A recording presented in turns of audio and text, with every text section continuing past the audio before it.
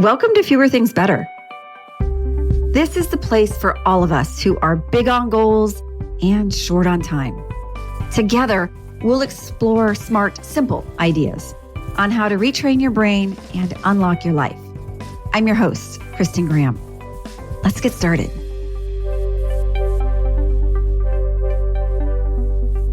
Welcome back to the summer series, where we're going to focus on quick learnings and things that you can do in between the day-to-day doing. Today, we're diving into the gut-brain connection. This is like a two-way street where what you feel in your gut shows up in your head and vice versa. I came up with the idea for this episode last week when I was teaching a class on time management and perfectionism.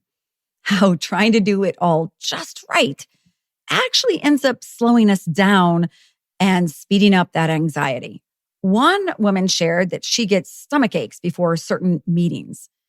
And then another person said their anxiety tends to show up on a Sunday as they start thinking about work, and then they'll get a headache and they feel like they're losing part of their weekend. Well, this opened the floodgates, and the group started sharing the ways that stress shows up physically in their lives. So today, I wanted to spend some time with a little bit on the science behind why this happens and some tips to help.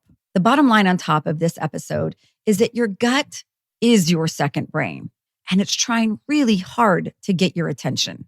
You can support both the brain and the gut with quick, simple practices. These will add up and can really help balance your mood, your focus, and your stress. Let's start with a little bit of the science behind the belly-brain friendship. There is something called the gut-brain axis, and it is actually a superhighway of nerves, hormones, and signals that run between your head and your belly constantly. In fact, here are some fun tidbits about both of them. Your gut has hundreds of millions of neurons, second only to your brain, which has billions of neurons.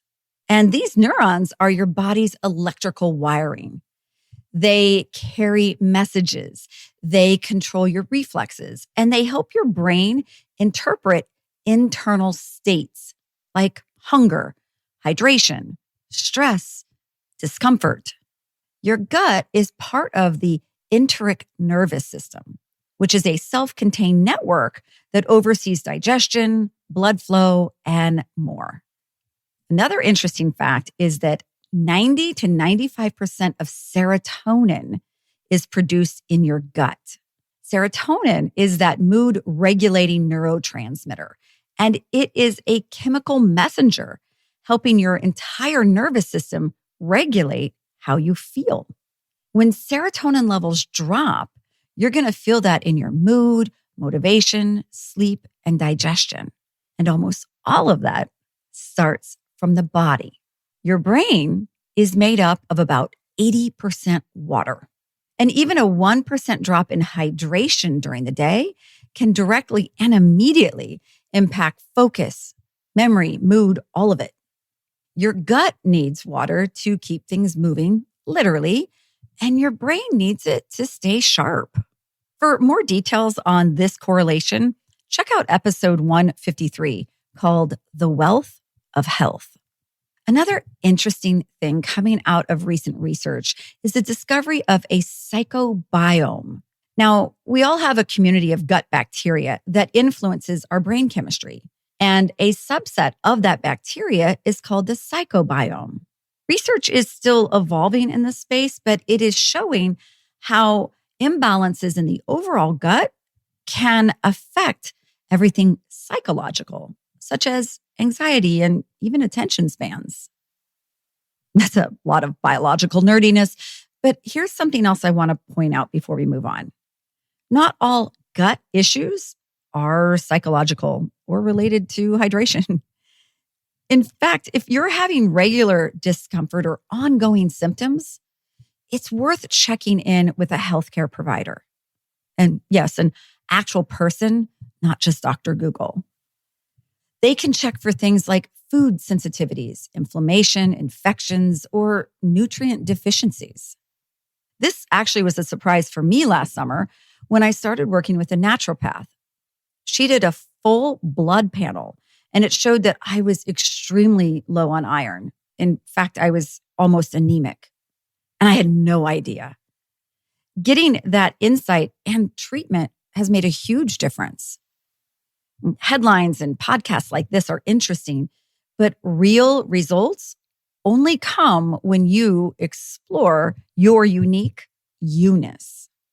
Let's look at what can be done in the real world to help balance the best of our brain and gut. You don't need to go to a fancy wellness retreat or start a multi-step supplement stack. Sometimes you just need a minute.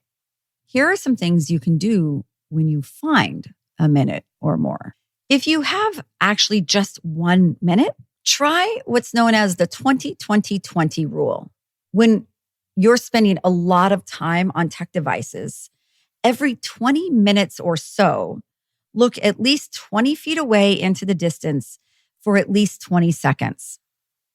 That short break will actually reduce your eye strain and give your nervous system a break from constantly being on alert on a device. And while you're in that same minute, since the first is only going to take you 20 seconds, go ahead and do a quick neck and shoulder stretch. So many of us carry tension in that small space between our ears and our ribs. So give it a chance to reset. If you find yourself with 3 minutes, drink some more water. Not just a couple sips, like a real glass. And that's considered 8 ounces, which is just the size of an airplane cup. You've got time for that. And stretch your spine out. Sitting so much is compressing your gut.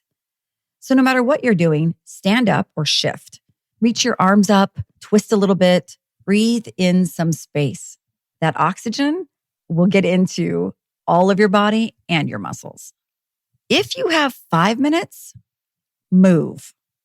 Wherever you are, whatever you're doing, give yourself a commercial break. Go outside or open a window. Refill that water.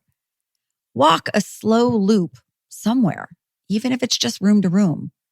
And let your senses take in sights and sounds offline. Even a few minutes of movement like this has been shown to reduce cortisol levels. That's our stress chemical. And it can kickstart digestion. If you find yourself with 10 minutes, grab some protein, whatever that means for you. Hard-boiled egg, handful of nuts, a yogurt cup, something with staying power. Your brain and body are going to thank you later when they have more energy and more focus. During that same 10 minutes, do something screen-free but physical. Go wash a mug, fold some of your laundry, clear off your desk, check the mail, your actual mail, not your email. These little micro accomplishments activate dopamine, which is that feel-good reward buzz. And it helps your brain think, hey, I just did something.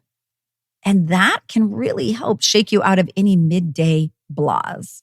Minutes like these matter more than you think. You don't need to overhaul your life to feel better. Tiny tweaks like these can really bring about tangible results. And these minutes you just spent listening here, that's less than 10 minutes you just invested in ideas on how to boost your brain and your body. So today, give your gut a little more gratitude. As your second brain, it's always working behind the scenes. It's time we started listening to it a little more. Thanks for listening. You can find a lot more like this by following me on LinkedIn or going to unlockthebrain.com and joining the mailing list. And if you found value in this podcast, please take a moment to rate or comment. Thanks so much. And now let's go do fewer things better.